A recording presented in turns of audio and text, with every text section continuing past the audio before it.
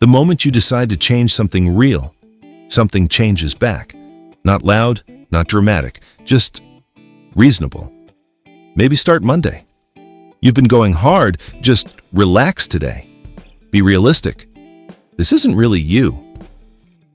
That voice sounds like wisdom. And that is the problem. I'm Cole Harmon, and this is The Life Designed. Let's talk about it. Let me ask you something. When was the last time you decided to actually change something? Not a habit, not a routine, something real. Something that would have made you fundamentally different on the other side of it.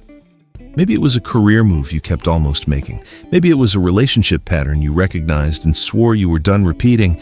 Maybe it was just a version of yourself you could see clearly but couldn't seem to reach. You made the decision. You felt it land, that clarity that comes when you finally stop pretending you don't know what needs to change.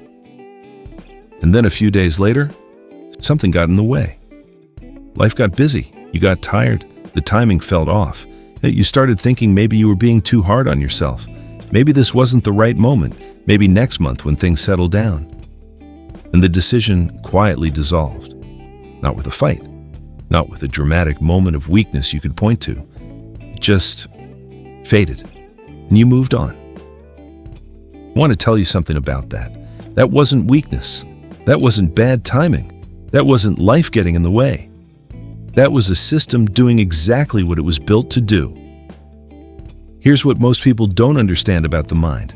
It is not on your side the way you think it is. That's not an insult, it's just mechanics. The mind's primary job is not your happiness, it's not your growth, it's not even your success. The mind's primary job is consistency, keeping you recognizable to yourself, keeping you in the identity it knows how to maintain. And when you decide to change something real, when you start moving toward a version of yourself, the mind doesn't have a map for yet. It doesn't celebrate that. It experiences that as a threat. Not because something is wrong with you, because that's the design. The mind would rather be consistent than free, every time. So it deploys the backup plan. And here's why the backup plan is so effective. It doesn't come in loud. It doesn't tell you that you can't do it. It doesn't bring up your past failures or your insecurities. It comes in reasonable. It comes in measured. It comes in sounding exactly like the wisest, most self-aware version of you. You've been pushing hard. You deserve a break. Start fresh on Monday when you have more bandwidth. Maybe this isn't the right season for this. You have responsibilities. You have to be realistic. Every single one of those sentences sounds like maturity. Every single one of them sounds like self-awareness. Every single one of them sounds like you talking to yourself with kindness. And every single one of them is the old blueprint protecting itself. Think about the elegance of that for a second. The most sophisticated defense system you will ever encounter is built entirely out of your own voice, using words you would actually say, making arguments you cannot immediately counter. It knows your language, it knows your values, it knows exactly how much resistance you can tolerate before you back down. It has been studying you your entire life. Now here's where I want to take this somewhere most people don't go.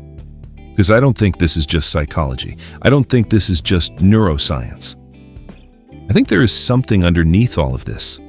An original design, an engineer who built the operating system before anyone else got their hands on it. And that original design? It didn't include the ceiling. It didn't include the voice that says, be realistic. It didn't include the quiet agreement that people like you don't get lives like that. Those were updates, installed by people who were running their own inherited code. People who loved you and were still limited by what they were given. The original version of you didn't know ceilings. You learned those, which means they were never yours to begin with. So what do you do when the backup plan shows up? Because it will show up. Not if, when. The moment you start moving toward something real, the reasonable voice will arrive. Probably within 48 hours. Probably sooner. Here's the only move that actually works. Don't argue with it. I need you to hear that clearly because it goes against every instinct you have. When you hear, be realistic, your first impulse is to fight it. to list your reasons, to remind yourself why this matters, to out-logic the voice. It doesn't work.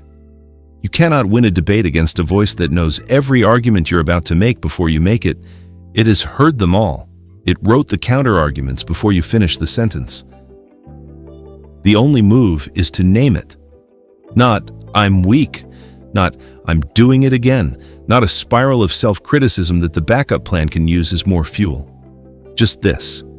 There it is.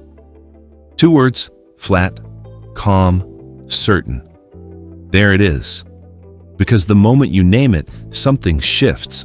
It stops being your thought. It becomes a mechanism you can see from the outside. And you cannot be controlled by something you can see clearly. The backup plan only works in the dark. The only thing it cannot survive is a calm, clear light pointed directly at it. Not anger, not resistance, just recognition. There it is.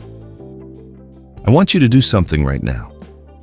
Think about the last time you backed away from something that actually mattered to you. Not the excuse you gave other people, not even the excuse you gave yourself. The sentence, the specific sentence the reasonable voice used on you. Drop it in the comments. Just the sentence. Because the moment you write it down, it stops living inside your head where it has all the power, and it starts sitting on a screen where you can look at it and see it for exactly what it is. Someone else's line, running in your voice. That's the beginning of the redesign. Not motivation, not a morning routine, not a vision board. Recognition. Because you cannot redesign what you cannot see. Most people spend their entire lives being managed by a system they never once stopped to look at directly. You're looking at it now. That's not nothing. That's everything. I'm Cole Harmon, Live by Design.